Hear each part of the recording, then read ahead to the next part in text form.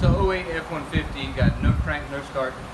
It's got a new ECU, all the fuses, fusible links, everything's good on it.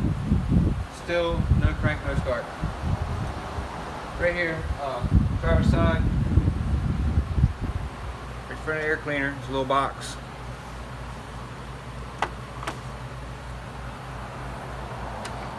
It's a little fuse with an arrow on it. It's a 1 amp fuse.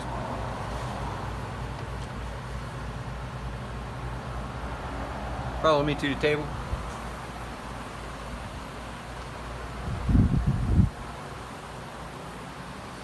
We're gonna look at the resistance on this fuse. Here's a good one. Next to nothing.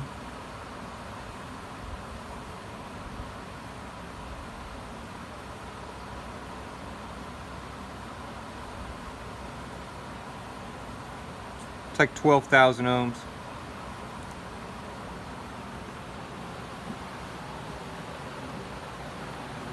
It's just a test. I'm waiting on the auto parts store to bring me the 1 amp.